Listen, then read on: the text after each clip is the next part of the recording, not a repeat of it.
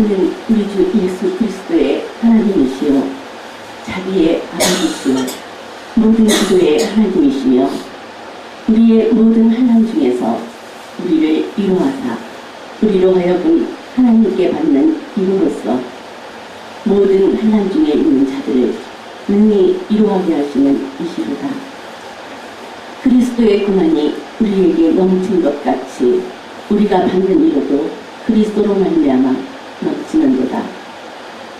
우리가 환난당하는 것도 너희가 위로와 구원을 받게 하려는 것이요 우리가 위로를 받는 것도 너희가 위로를 받게 하려는 것이니 이 위로가 너희 속에 역사하여 우리가 받는 것 같은 고난을 너희도 견디게 하느니라. 너희를 위한 우리의 소망이 견고함은 너희가 고난에 참여하는 자가 된 것 같이 위로에도 그러할 줄을 아노라. 우리가 오늘 3월 27일 날 부활주의를 맞이하기까지는 사순절이라고 하는 그 성스러운 기간을 통해서 주님의 고난을 우리가 마음 가운데 기억하고 우리의 삶을 통해서 우리가 하나님 앞에 나 자신을 절제하고 우리의 삶을 절제하면서 하나님께서 우리를 위해 하셨던 그 고난의 그 구속의 사역을 기념할 수 있게끔 해주신 것을 지난 주일날 말씀드렸습니다. 그래서 저는 그 3월 27일 부활주일이 우리에게 다가올 때까지 예수님과 우리와의 관계 속에서 있어지는 일들을 하나하나 제목으로 한번 짚어가면서 하나님의 은혜를 함께 나눠보기를 원합니다. 그래서 오늘은 예수님의 고난과 나의 고난 이런 제목을 가지고 하나님의 은혜를 함께 나눠보기를 원합니다. 우리가 부활주의를 맞이하기까지 부활주일날은 예수님의 부활과 나의 부활이라고 하는 제목으로 하나님의 말씀을 전할 테고요. 그 안에는 예수님의 고난과 나의 고난 또 예수님께서 나를 위해 희생하셨던 그 희생이 얼마나 크고 값진 것인가 우리가 하나하나 기억해 보면서 예수님과 나와의 관계를 한번 생각해 볼 수 있기를 원합니다. 오늘은 예수님의 고난이 우리의 신앙과 우리의 그 믿음과 어떤 관계가 있는가를 한번 생각해 보면서 주님과 저와 여러분의 관계를 한번 새겨볼 수 있는, 되새겨볼 수 있는 그런 시간이 되길 원합니다. 주님께서 우리를 위해 당하셨던 그 고난을 알아야만 우리의 신앙이 주님 앞에 바로 선다라는 것을 저와 여러분들이 다시 한번 이해해 보면서 주님의 고난을 깊이 깨닫고 체험할 수 있는 아름다운 시간이 되기를 소망을 합니다. 과연 예수님의 고난이 저와 여러분의 삶에는 어떤 영향력을 끼치며 저와 여러분의 관계 속에는 어떤 관계가 형성되어지는가를 한번 생각해 볼 때 첫 번째 우리가 생각해 볼 수 있는 것은 예수님의 고난은 하나님의 사랑이시다라고 하는 것을 우리는 기억해야 됩니다. 오늘 본문 3절에서는 우리에게 이렇게 이 사도 바울이 가르쳐주고 있는 것을 보게 됩니다. 찬송하리로다 그는 우리 주 예수 그리스도의 하나님이시요 자비의 아버지시요 모든 위로의 하나님이시며 라고 가르쳐줍니다. 이 말씀은 우리에게 무엇을 의미하느냐면 한마디로 이야기하면 하나님은 사랑이시기 때문에 라고 하는 말로 함축할 수 있습니다. 하나님을 우리를 사랑하시기 때문에 그 하나님께서 우리에게 독생자 아들 예수를 보내주셨고 우리에게 자비를 베풀어 주시고 우리를 위로하고 계시는 것을 이 한 절을 통해서 우리에게 가르쳐주고 있습니다. 그렇기 때문에 저와 여러분들은 하나님의 사랑이 우리를 위해 얼마나 아름답게 증거되어지고 있는가를 매 순간마다 기억하면서 하나님께서 우리를 통해 하시고자 하는 그 일들을 매일같이 기억하면서 주님의 사랑을 한번 고백할 수 있는 삶이 되길 원합니다. 신명기 7장 8절부터 10절까지는 하나님께서 이스라엘 백성들을 가나안 땅으로 들이기 전에 광야 생활을 하는 과정에서 거의 한 2년에 가까운 시간을 통해 율법을 통해 이스라엘 백성들을 믿음으로 다져서 가나안 땅에 들어갈 준비를 시키시는 과정을 보게 됩니다. 그럴 때 신명기 말씀을 우리에게 이렇게 가르쳐주면서 이스라엘 백성들에게 교훈할 때 8절부터 10절까지는 이렇게 말씀하죠. 여호와께서 다만 너희를 사랑하심으로 말미암아, 전제를 이야기할 때 사랑하심으로 말미암아 라고 이야기하면서 또는 너희의 조상들에게 하신 맹세를 지키려 하심으로 말미암아 자기의 권능의 손으로 너희를 인도하여 내시되 너희를 그 종되었던 집에서 애굽왕 바로의 손에서 속량하셨나니 그런즉 너는 알라 오직 내 하나님 여호와는 하나님이시요 진실하신 하나님이시라. 그를 사랑하고 그의 계명을 지키는 자에게는 천대까지 그의 언약을 이행하시며 인애를 베푸시되 그를 미워하는 자에게는 당장에 보응하여 멸하시나니 여호와는 자기를 미워하는 자에게 지체하지 아니하시고 당장에 그에게 보응하시느니라 라고 말씀합니다. 우리가 하나님의 은혜와 사랑을 힘입고 그 사랑을 기억하고 그 사랑 앞에 우리가 굴복하며 나아가기만 하면 하나님은 우리에게 은혜를 베푸실 텐데 그 은혜가 우리 모든 후손들 천대까지 미칠 것을 하나님께서는 약속하고 계시는 것을 보게 됩니다. 바로 그 모든 이유는 하나님께서 우리를 사랑하시기 때문에 라고 이야기하고 있는 것을 보게 됩니다. 때문에 사랑하는 성도들이여, 저와 여러분이 하나님을 사랑하기만 하면, 아멘, 저와 여러분이 하나님을 사랑한다는 고백을 가지고 그 고백의 실천을 통해 하나님을 영화롭게 하는 아름다운 예배에 온전하게 힘을 쓴다면 하나님께서는 저와 여러분에게 천대까지 은혜를 베풀어 주실 것을 약속하고 있는 그 약속이 저와 여러분에게 온전하게 지켜지는 은혜가 있기를 예수 그리스도 이름으로 축원을 드립니다. 구약에서 그렇게 신명기를 통해서 이스라엘 백성들에게 약속하신 같이 신약시대를 살고 있는 우리들에게는 어떤 은혜가 임할까요?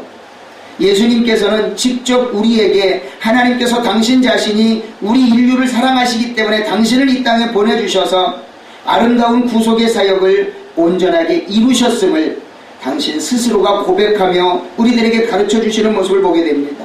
그 모든 말씀이 요한복음 3장 16절부터 18절까지 우리에게 이렇게 교훈하시며 가르쳐 주시는 것을 보게 됩니다. 하나님이 세상을 이처럼 사랑하사 독생자를 주셨으니 이는 그를 믿는 자마다 멸망하지 않고 영생을 얻게 하려 하심이라. 하나님이 그 아들을 세상에 보내신 것은 세상을 심판하려 하심이 아니요 그로 말미암아 세상이 구원을 받게 하려 하심이라.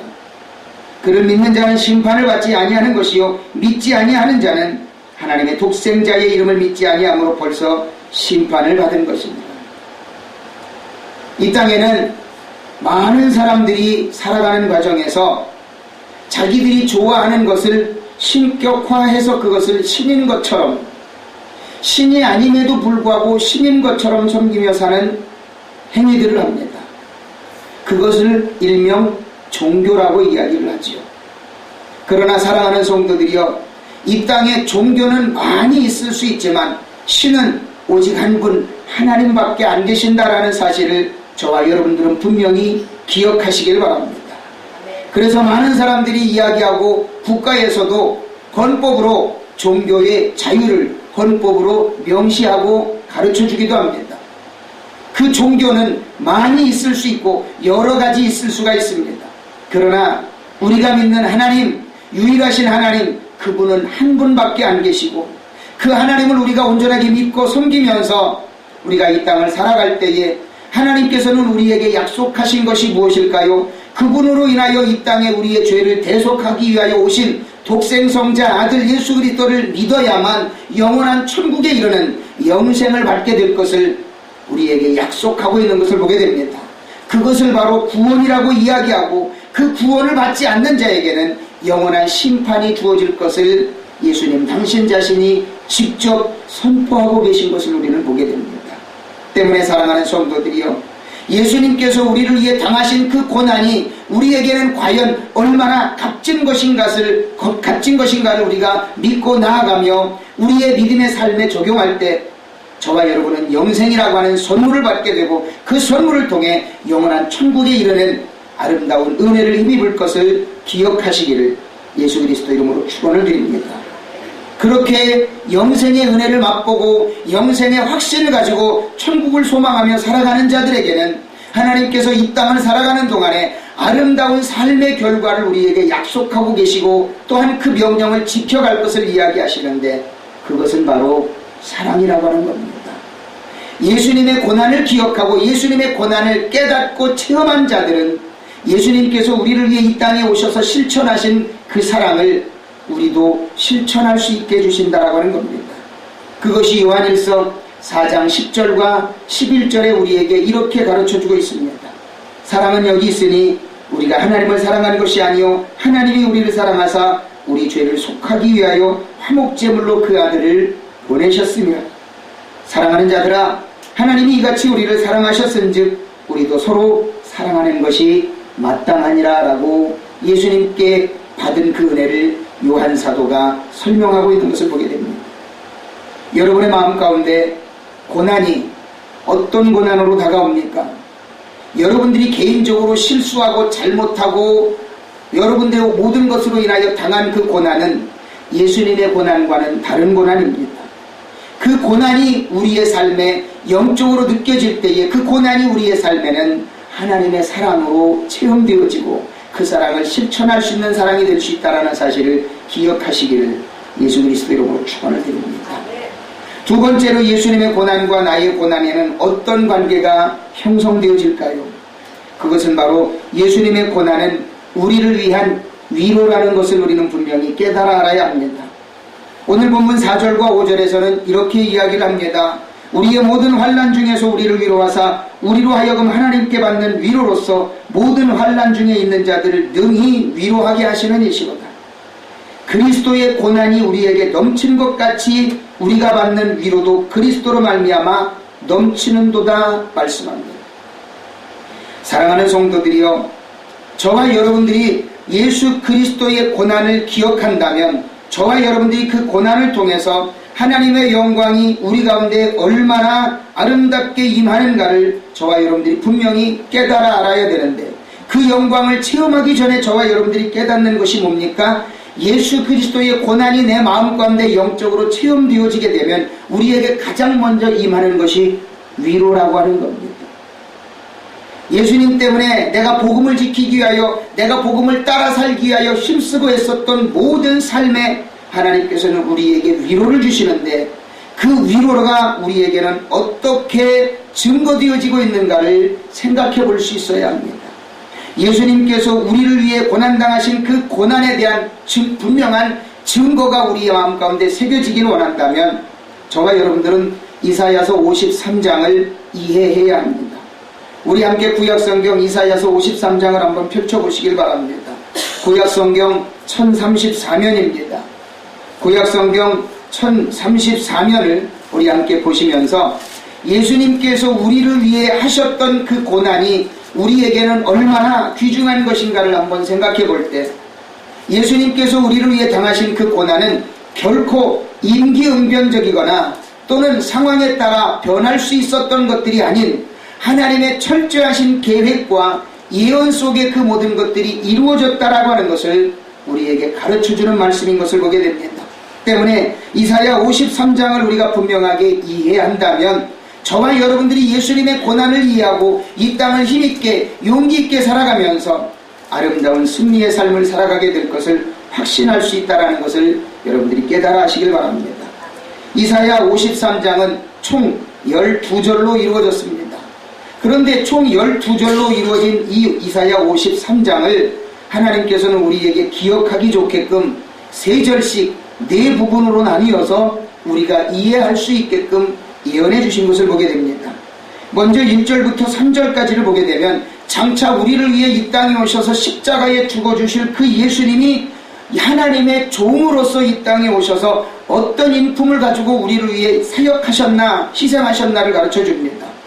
바로 그가 예수님께서 당할 그 고난의 가치가 우리에게 얼마나 값진가를 가르쳐주고 있는데도 불구하고 사람들은 그것을 인식하지 못했다라고 하면서 우리에게 가르쳐주는데, 1절부터 3절까지를 이렇게 이야기합니다. 우리가 전한 것을 누가 믿었느냐? 여호와의 팔이 누구에게 나타났느냐?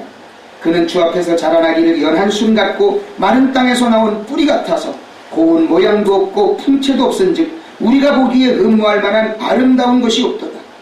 그는 멸시를 받아 사람들에게 버림받았으며 간고를 많이 겪었으며 질고를 아는 자라. 마치 사람들이 그에게서 얼굴을 가리는 것 같이 멸시를 당하였고 우리도 그를 귀히 여기지 아니하였도다. 이 말씀을 쉽게 설명하면 하나님의 아들이신 그 예수 그리스도께서 우리를 위해 이 땅에 희생하기 위해서 오신 그 모습이 남들에게 사랑받을 만큼 잘생기거나 똑똑하게 생긴 그런 모습이 전혀 아닌, 아무리 봐도 잘생겼다라고 하는 모습을 찾아볼 수 없을 만큼 너무나도 못생긴 너무나도 추하게 생긴, 너무나도 존귀함을 받을 만한 그런 외모가 전혀 없는 그런 모습으로 우리에게 이 땅에 오셨다라고 하는 겁니다. 그래서 그 사람을 보기만 하면 잘생겼다라고 하는 모습을 하나도 찾아볼 수 없을 만큼, 어쩌면 저렇게 못생겼냐라고 싶은 생각이 들 만큼 그에게는 좋은 모습이 하나도 없는 모습이었다라고 하는 겁니다. 그래서 사람들이 그가 하는 말을 믿으려 하지도 않았고 들으려 하지도 않았고 심지어 이해하려고도 안 했던 그런 모습으로 우리에게 이 땅에 오셨다라고 하는 겁니다. 여러분들이 성화, 즉 기독교의 모든 아름다운 이 사진이나 그림들을 볼 때 예수님의 모습이 너무나도 멋있고 아름답게 파마머리 길게 해가지고 너무 멋있게 있는 모습으로 보여지지요. 좀 아름답게 표현을 했을 뿐이라고 하는 겁니다. 근데 오늘 1절부터 3절까지, 이사야 53장 1절부터 3절까지의 모습을 보게 되면 너무나도 이쁜 구석이라고는 하나도 없는 그런 모습으로 예수님께서 이 땅에 사람의 모습으로 오셨습니다. 그렇게 생각해보면 우리가 그런 생각이 들 거예요. 하나님 기왕에 이 땅에 보내주실 때 좀 잘생기고 똑똑하고 멋있고 좀 귀공자 같은 모습으로 좀 보내주셨다면 사람들이 잘 믿었을 텐데 왜 그렇게 못생기고 추한 모습으로 보내주셔가지고 사람들이 하나도 못 믿게 만드셨습니까? 라고 생각할 수도 있어요. 그런데 하나님은요, 우리의 마음을 너무나도 잘 아시기 때문에 그런 가운데도 믿기를 하나님은 원하셨다는 그런 모습을 우리는 상상해 볼 수 있습니다.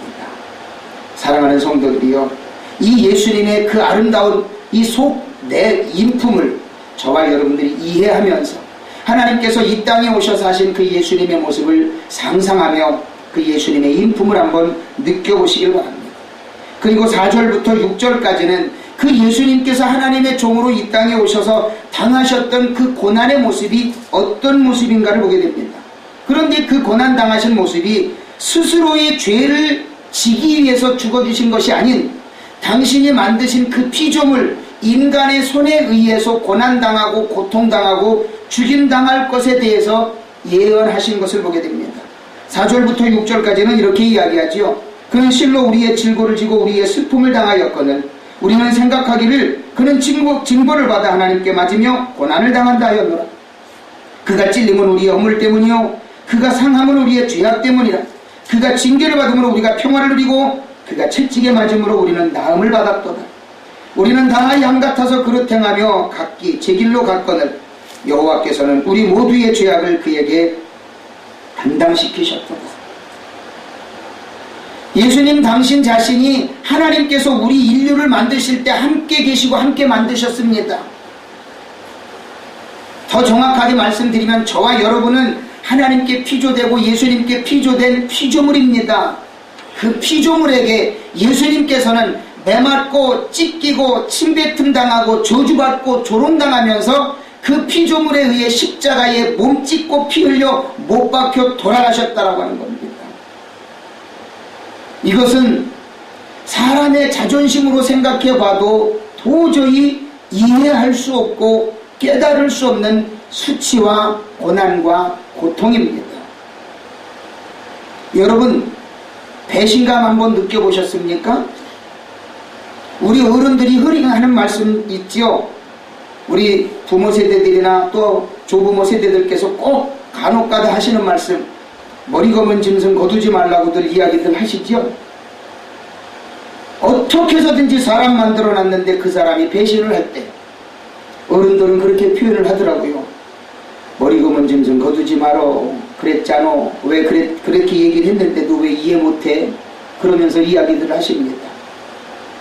그 배신은 예수님께서 당하신 그 고난에 비하면 아무것도 아닙니다. 예수님은 당신 자신이 만들어 놓으신 그 피조물에 의하여 매맞고 찢기고 조롱당하고 그 피조물에 의하여 심지어 십자가에 못 박혀 죽어주셨습니다. 그리고 그 죽으시는 과정에 죽었나 안 죽었나 창으로 옆구리까지 찔려보면서 우리를 위해 죽어주신 분이 예수님이십니다. 그러한 배신감 여러분들 이 땅에서 느껴보신 분은 아무도 없을 겁니다. 그 예수님께서 하나님의 종으로서 이 땅에 오셔서 우리의 죄를 위해 죽어주신 모습이 바로 이사야 53장 4절로 6절까지입니다. 또 7절부터 9절까지는 그 하나님의 종으로서 이 땅에 오신 예수님께서 어떤 모습으로 순종하셨는가를 보게 됩니다. 그 고난과 고통과 죽임을 당하면서도 예수님은 어떤 모습으로 우리에게 임하셨는가? 바로 그것은 순종이라고 하는 단어로 대변될 만큼 그렇게 하셨습니다. 그런데 예수님께서 우리를 위해 당하신 그 고난 중에는 결코 자신을 변명하거나 자신을 구하기 위한 애를 쓰거나 하는 모습이 전혀 없이 무조건 침묵하며 순종하셨던 모습을 우리는 보게 됩니다. 바로 그것은 우리 인류를 구원하기 위한 사랑과 순종의 결과였던 것을 우리에게 보여주는 모습인 것을 보게 됩니다. 7절부터 9절까지는 그래서 이렇게 기록합니다. 그가 곤욕을 당하여 괴로울 때에도 그의 입을 열지 아니하였으며 마치 도수장으로 끌려가는 어린 양과 털 깎는 자 앞에 잠잠한 양같이 그의 입을 열지 아니하였도다.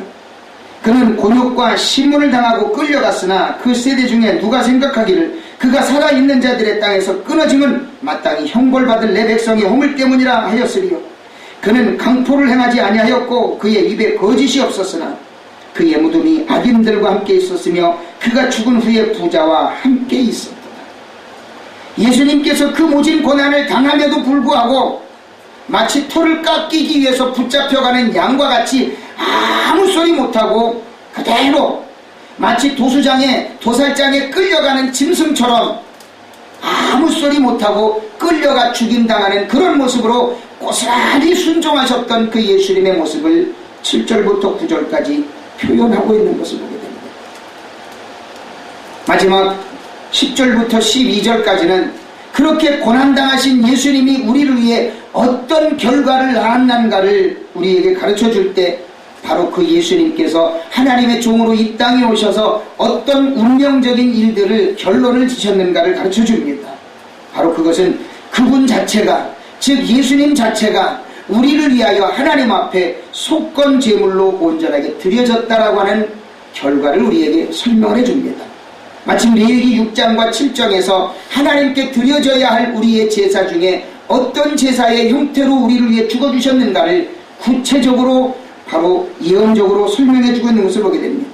10절부터 12절까지는 그렇게 말씀하죠. 여호와께서 그에게 상함을 받게 하시기를 원하사 질고를 당하게 하셨은즉 그의 영혼을 속건제물로 드리기에 이르면 그가 씨를 보게 되며 그의 날은 길 것이요 또 그의 손으로 여호와께서 기뻐하시는 뜻을 성취하리로다. 그가 자기 영혼에 수고한 것을 보고 만족하게 여길 것이라. 나의 의로운 종이 자기 지식으로 많은 사람을 의롭게 하며 또 그들의 죄악을 친히 담당하리로다. 그러므로 내가 그에게 존귀한 자와 함께 몫을 받게 하며 강한 자와 함께 탈취한 것을 나누게 하리니 이는 그가 자기 영혼을 버려 사망에 이르게 하며 범죄자 중 하나로 헤아림을 받았습니다. 그러나 그가 많은 사람의 죄를 담당하며 범죄자를 위하여 기도하였느니라. 한마디로 말씀드리면 그분께서 그렇게 희생하신 그 모든 것들이 우리가 하나님 앞에 드려야 할 속건제를 당신의 몸으로 온전하게 완벽하게 단 한 번에 드리셨다라고 설명해주고 있는 것을 보게 됩니다. 속건제물은 무엇을 이야기합니까? 이스라엘 백성들이 하나님께 드렸던 제사는 3대 제사와 5대 제사로 확대됩니다. 3대 제사는 뭡니까? 번제, 소제, 화목제를 이야기합니다. 5대 제사로 확대하게 되면 속죄죄와 속건죄로 5개로 분류합니다. 그런데 그 중에 하나님 앞에 드려야 할 5대 제사 중에 속건제물로 예수님께서 하나님 앞에 우리를 위해 드려졌다라고 이야기합니다. 속건제사의 분명한 목적은 뭘까요? 그 속건제사의 분명한 목적은 제가 몇 주 전에 오후 예배 때 여러분들에게 레위기를 설명드리면서 함께 공부하면서 설명드렸던 것 중에 속건제라고 하는 것이 있습니다. 여러분들 유인물 갖고 계신 분들은 한번 확인해 보시기 바랍니다. 거기에 있는 내용을 제가 그대로 설명드린다면 무지하거나 소홀함으로 인한 태만의 죄를 가리키는 것이 속죄의 제사다. 특히 타인의 재물을 사사로이 소비하는 불신 행위를 가리킬 때 바로 이 속건제의 목적을 줍니다. 그리고 주로 속건제는 하나님께 마땅히 드려야 할 선물을 탈취한 죄를 위해 드리는 제사가 바로 속건제라고 하는 겁니다. 더 자세히 말씀드린다면 11조나 첫 열매나 첫 태생의 짐승 등 반드시 드리도록 명령하신 성물들 뿐만이 아니라 자발적으로 드리는 소원 제물들을 포함할 때 바로 이 속건 제사가 행해지고 있다고 하는 겁니다. 우리는 하나님 앞에 반드시 드려야 할 의무적인 것들이 있습니다. 우리의 마음을 드리고 예물을 드리고 하나님 앞에 우리의 생활을 드려야 하는데, 그렇게 드리지 못했을 때에 우리가 하나님 앞에 그 모든 죄를 사해 주시길 원합니다라고 드리는 제사가 속건 제사라고 하는 겁니다. 그 속건 제사가 우리 하나님 앞에 온전하게 드려지지 못했음을 예수님께서 당신의 몸으로 직접 십자가에 못 박아 몸을 찢고 피를 흘림으로 인하여 우리 하나님 앞에 그 속건 제사를 완성하셨다라고 이사야 53장 10절로 12절까지는 설명하고 있는 겁니다. 때문에 사랑하는 성도들이요, 여러분들이 매 주마다 매 주일마다 와서 이렇게 하나님 앞에 예배를 드리는 이 모든 것들이 예수님께서 완성하신 그 속건 제사의 완성으로 인하여 이 주일 예배가 하나님 앞에 온전하게 드려지고 있다는 겁니다. 이것이 완성되어지지 않았다면 저와 여러분들은 주일마다 짐승을 때려잡아서 피를 흘리고 살을 태워 하나님 앞에 드려야 되는 그런 제사를 매주마다 드려야 함에도 불구하고 우리는 하나님 앞에 은혜를 힘입어서 믿음만 가지고 나와 예배 드리는 것으로 인하여 그 제사가 대신 이루어지고 있는 것을 우리는 보게 된다는 겁니다. 때문에 사랑하는 성도들이요, 예수님의 고난이 우리에게 어떤 위로로 옵니까? 저와 여러분이 행해야 할 모든 것들을 주님께서, 예수님께서 대신 하셨다라고 하는 그 위로를 여러분들이 느낀다면 이 땅에서 못할 일이 무엇이 있겠습니까?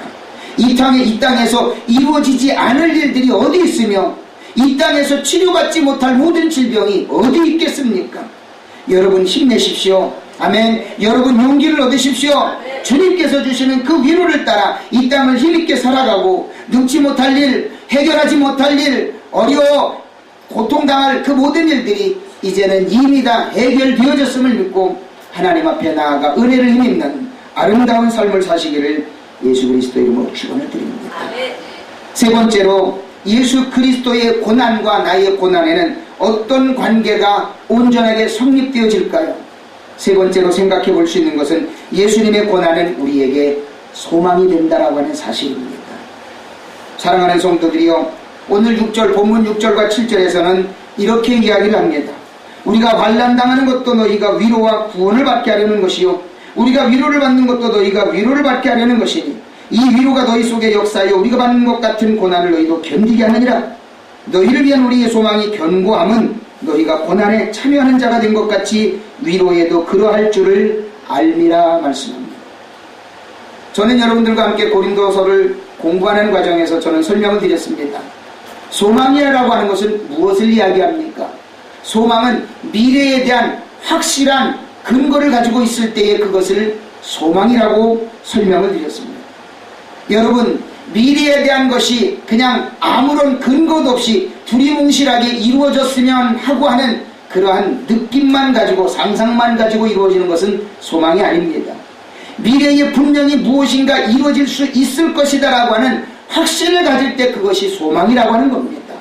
예수님께서 저와 여러분을 위해 죽어주신 그 결과는 저와 여러분에게 이러한 확실함을 주기 위해서 우리에게 그 죽음의 의미를 믿게 하신 것이라고 하는 것입니다. 때문에 그것을 믿고 나아가는 저와 여러분에게는 이 아름다운 소망이 주어졌음을 기억하면서 하나님 앞에 한 걸음 한 걸음 나아가시기를 예수 그리스도의 이름으로 축원을 드립니다.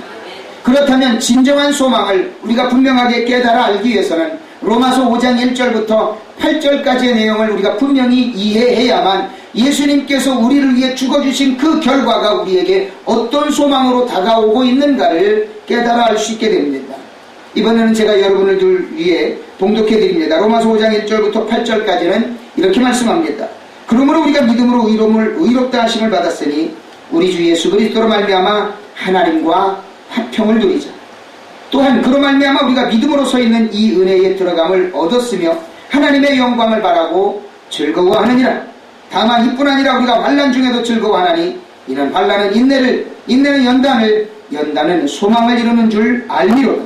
소망이 우리를 부끄럽게 하지 아니함은 우리에게 주신 성령으로 말미암아 하나님의 사랑이 우리 마음에 부은 바 되니 우리가 아직 연약할 때의 기약대로 그리스도께서 경건하지 않은 자를 위하여 죽으셨도다. 의인을 위하여 죽는 자가 쉽지 않고 선인을 위하여 용감히 죽는 자가 혹 있거니와 우리가 아직 죄인 되었을 때에 그리스도께서 우리를 위하여 죽으심으로 하나님께서 우리에 대한 자기의 사랑을 확증하셨느니라 말씀합니다. 사랑하는 성도들이여, 저와 여러분에게 주어진 소망은 과연 무엇입니까? 저와 여러분에게 주어지는 소망은 이 땅을 살아가는 동안에 어느 누구든지 환난은 다 당하게 되어 있습니다. 여러분, 요즘 대한민국 전체 서민들에게 주어진 가계비, 가정이 가지고 있는 빚이 전체적으로 얼마인지 기억하십니까? 자그마치 1조 2천억입니다. 대한민국 전체 서민들이 은행에 빚지고 있는 빚의 전체적인 규모가 1조 2천억이랍니다. 혹시 이 중에 은행에 빚 안 지고 사시는 분 계셔요? 은행에 빚 안 지고 사시는 분이 가장 행복한 분입니다. 손 안 드시는 거 보니까 전부가 다 빚 지고 사시네. 담임 목사를 비롯해서 전부가 다 빚쟁이시네. 이 빚을 지고 사는 것 자체가요, 대한민국 전체 규모가 1조 2천억이에요. 그 중에 저와 여러분이 다 끼어있대요. 포함되어 있대요. 그러나 사랑하는 성도들이여, 실망하지 마십시다. 우스갯소리 한번 할까요? 그 빚 못 갚고 천국 가도요, 그 독촉장 천국까지는 안 옵니다. 걱정하지 마십시오. 웃자고 한 얘기입니다만, 제가 왜 이 우스갯소리를 왜 할까요? 여러분에게는 소망이 있기 때문에 그렇습니다. 그 소망이 여러분에게는 어떻게 주어질까요? 예수님께서 저와 여러분을 위해 죽어주셨기 때문에 그 소망이 확증이 된다라고 하는 겁니다. 그래서 사도 바울이 로마서 5장 1절부터 8절까지 이야기하기를, 우리가 당하는 고난이 환난인 것 같지만 그 환난은 인내를, 인내는 연단을, 연단은 소망을 이루기 때문에 예수님의 고난에 우리의 몸과 마음이 들여지기만 하면 우리는 소망이 있다라고 이야기를 합니다. 혹시 압니까? 하나님께서 저와 여러분에게 어떤 은혜를 베풀어 주셔서 그 빚을 일순간에 갚아주실지. 그러나 오해하지 마십시오. 일확천금을 꿈꾸라는 이야기는 절대 아닙니다. 하나님께 마음을 드리고 하나님을 진실로 사랑하게 하면은요, 천지만물을 창조하신 하나님께서 그 빚 못 갚아주시겠습니까? 꿈꾸십시오. 아멘. 소망하십시오. 아멘. 그 소망을 가지고 저와 여러분들이 나아갈 때 그 소망이 저와 여러분에게는 무엇으로 자리 잡습니까? 하나님을 향한 사랑으로 자리 잡게 됩니다. 그 하나님을 향한 사랑으로 자리 잡아서 올 한 해 우리가 목표한 것처럼 내가 하나님을 진실되게 예비하고 하나님을 기쁘시게 할 때요, 하나님은 올 1년 안에 저와 여러분의 모든 문제를 다 해결하시고, 아멘. 여러분이 갖고 있는 빚을 다 갚아주실 수도 있는 분이 바로 하나님이십니다. 아이고 목사님, 그런 개꿈 꾸지 마세요라고 저를 흉보지는 마십시오. 저는 하나님이 저와 여러분에게 주시는 소망을 전하는 것 뿐이지 제 생각을 전하는 것은 결코 아닙니다. 믿는 자에게는 이 모든 것들이 이루어질 수 있는 확신이 있다는 것을 깨달아 하시길 바랍니다. 믿음대로 될지어다. 믿음대로 될지어다. 그럴 때만 아멘이 커지는 것 보면 참 희한하지만 그 고통이 아마 제일 큰 것 같아요. 저에게도 그런 경험이 있으니까요. 그러나 사랑하는 성도들이요, 가장 중요한 것은 예수님께서 나를 향해 실천하셨던 그 고난이 저와 여러분의 영혼 속의 삶 속에 직접적으로 체험이 되어져야 합니다. 그러기 위해서는 말씀이, 예수님께서 나를 위해 죽어주셨다라고 하는 그 고난의 말씀이 내 가슴 속에 새겨져야 합니다. 그리고 그것이 내 마음 속에 살아 역사해야 합니다. 요한복음 1장 1절에 말씀하고 있는 것처럼 말씀이 육신되어 우리 곁에 와 계신 그 은혜가 내 가슴 속에 살아 역사해야만 그 고난을 이길 수 있는 힘과 능력이 주님께로 오게 되고 여러분의 모든 문제가 해결되어지는 소망과 능력이 충만하게 임한다는 사실을 기억하시길 바랍니다. 오늘 말씀의 결론을 드립니다. 오늘 말씀의 결론은 오늘 말씀을 읽어드렸던 3절부터 7절까지 그 이후 부분, 뒷부분 8절부터 11절까지를 이야기를 합니다. 제가 봉독해 드립니다. 형제들아, 우리가 아시아에서 당한 환난을 너희가 모르기를 원하지 아니하노니 힘에 겹도록 심한 고생을 당하여 살 소망까지 끊어지고 우리는 우리 자신이 사형 선고를 받은 줄 알았으니 이는 우리로 자기를 의지하지 말고 오직 죽은 자를 다시 살리시는 하나님만 의지하게 하십니다. 그가 이같이 큰 사망에서 우리를 건지셨고 또 건지실 것이며 이후에도 건지시기를 그에게 바랍니다. 너희도 우리를 위하여 간구함으로 도우라. 이는 우리가 많은 사람의 기도로 얻은 은사로 말미암아 많은 사람이 우리를 위하여 감사하게 하려 합니다. 사도 바울은 아시아에서 살 소망까지 끊어질 정도로 사형 선고를 받은 것 같은 죽음의 위기를 맞이했다라고 이야기를 합니다. 그 두 가지의 증거가 사도행전 14장과 사도행전 16장에는 기록되어 있습니다. 사도행전 14장에는 어떤 사건이 일어났냐면 루스드라라고 하는 지역에 갔습니다. 이 중에 복음을 전하는 중에 다리를 쓰지 못하는 청년을 바울과 이 바나바가 믿음을 가지고 불러일으킵니다. 이 사람이 걷게 되었습니다. 그것을 현장에서 봤던 루스드라 지역의 사람들이 와, 하나님이 사람의 모습으로 이 땅에 왔네, 그래서 기적을 일으켰네 라고 하면서 바울과 바나바에게 제사를 드리려고 제물을 가지고 옵니다. 산 사람에게 신이라고 제사를 드리려고 루스드라 지역 사람들이 옵니다. 그러니까 이 바울과 바나바가 아닙니다. 이것은 내가 한 게 아니라 살아계신 하나님께서 행하신 기적입니다. 그러니 여러분들은 하나님을 믿어야지 나에게 제사 지낼 일이 아닙니다 라고 이야기를 합니다. 이 사건을 일으키자 유대인들이 이 바울을 데려다가 붙잡아다가 돌로 칩니다. 많은 유대인들이 와서 돌을 집어 던지니까, 돌로 때리니까 이 바울이 거의 죽게 될 만큼 실신을 했습니다. 그러자 유대인들이 이 죽은 줄로 안 바울을 질질 끌어다가 성 밖으로 내다 버립니다.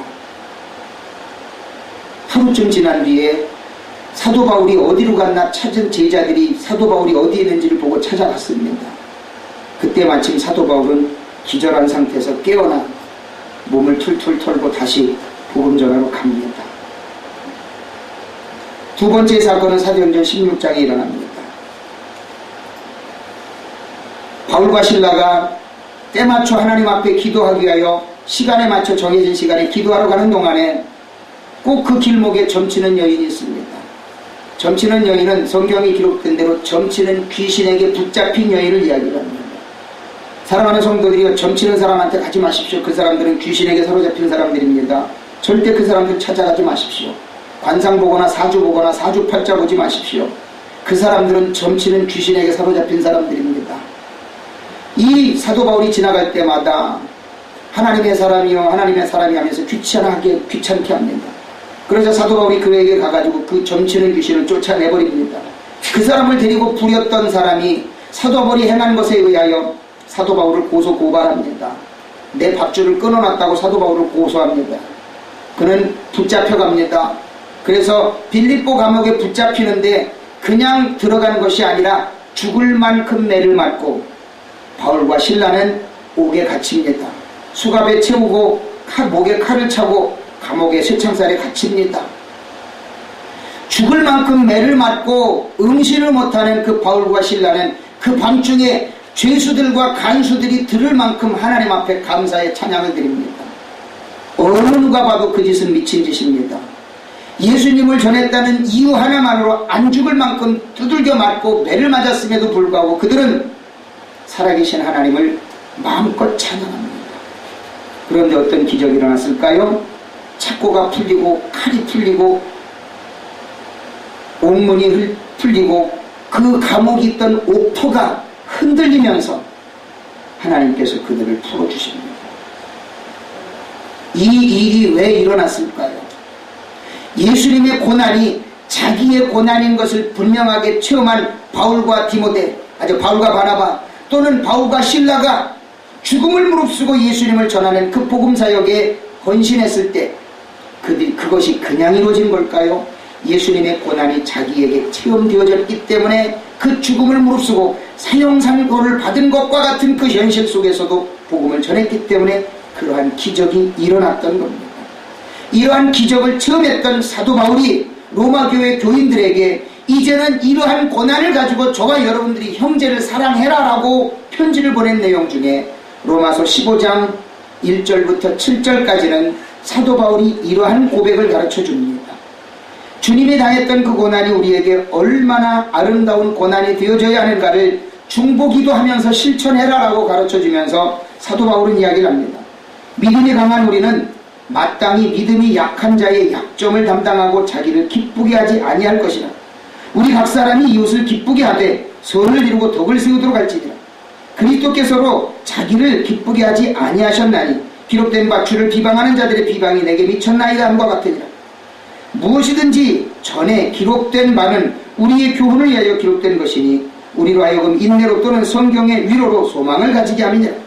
이제 인내와 위로의 하나님이 너희로 그리스도 예수로 본받아 서로 뜻이 같게 하여 주사 한 마음과 한 입으로 하나님 곧 우리 주 예수 그리스도의 아버지께 영광을 돌리게 하려 하노라. 그러므로 그리스도께서 우리를 받아 하나님께 영광을 돌리심과 같이 너희도 서로 받으라 기록합니다. 예수님의 고난을 진정으로 영적으로 체험한 분들이라면 이웃을 위해 기도해야 합니다. 마치 예수님께서 우리의 죄를 위해 십자가에 죽어주신 같이 우리도 그들을 위하여 헌신적인 기도를 해야 합니다. 바로 이것이 예수님의 고난을 체험한 자들의 진정한 삶의 모습이요, 예수님의 사랑을 내 영과 육으로 느끼고 체험한 자들이 이웃을 위해 기도해야 할 아름다운 삶의 모습임을 우리에게 가르쳐주고 있습니다. 왜 우리 목사님은 맨날 성경에 나온 대로 맨날 이웃을 사랑하래? 저 꼴 보기 싫은 것을 위해서 왜 저렇게 기도해 주래? 이것은 본인의 생각입니다. 그러나 예수님의 사랑이 마음 가운데 체험되어진 분들, 예수님의 사랑을 진정으로 느낀 분들은 그 영혼이 불쌍하게 느껴질 수밖에 없기 때문에 그를 위하여 목숨을 다해 기도하는 겁니다. 사도 바울이 왜 죽음을 무릅쓴 그 고생을 하면서 예수님의 사랑을 전하고 그들이 귀신 들려 있는 것을 영적인 눈을 뜨고 바라보면서 그 귀신을 내쫓아주며 그들의 불쌍한 영혼을 위하여 기도해 줬을까요? 그것은 바로 예수님의 사랑 때문이라고 하는 겁니다. 예수님의 사랑을 진정으로 느낀 자들이 그 사랑을 실천하기 위하여 그들을 위하여 기도하고 그들에게 복음을 전하는 것처럼 예수님의 고난을 진정으로 느끼는, 체험하기를 소망하는 사랑하는 손복음 신나는 교회 모든 성도들이요, 예수님의 고난을 깨달아 하시기를 바랍니다. 그리고 그 사랑을 실천하는 저와 여러분의 삶이 되시기를 예수 그리스도의 이름으로 축원을 드립니다. 기도하겠습니다.